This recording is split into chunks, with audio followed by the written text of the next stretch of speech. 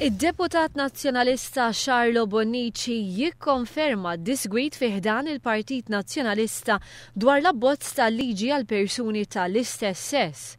Wara laqgħa ta' aktar minn satejn li saret nhar l-erba' wara nofsinhar fid-dar ċentrali tal-Partit Nazzjonalista baqa' ma ntlaħaqx qbil dwar pożizzjoni komuni tal-istess partit. Waqt Breakfast News Weekend fuq One, Bonnici konferma li l-partit qed isiba diffiċli jilħaq pożizzjoni komuni.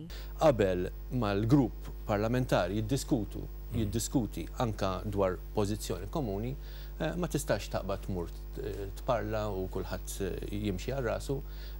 Anka li xatt iridu niddiskutu il-facets kollha ta' dan l-abbozz tal-liġi.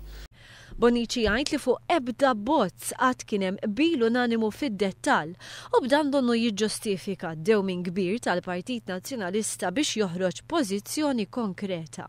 Fuq l-ebda ħaġa kważi qatt ma kien hemm qbil unanimu fid-dettall. Kollox jindika li fuq din il-kwistjoni teżisti qasma bejn deputati konservattivi mmexxija minn Beppe Fenek Adami u liberali bħal Mario De Marco. Ħafna huma dawk li qed jistaqsu jekk il-Partit Nazzjonalista u xriesa lejn is-sitwazzjoni li fiha ikollu jittieħed vot. Intom taslu biex tieħdu vot bħala grupp parlamentari? Normalment ġifieri jekk ma jkunx hemm konsens, qatt ma niftakar li ħadna vot. Fid-dawl ta' din is-sitwazzjoni l-kap tal-Partit Nazzjonalista Simon Busuttil jidher li hu maqbud bejn fazzjoni u oħra.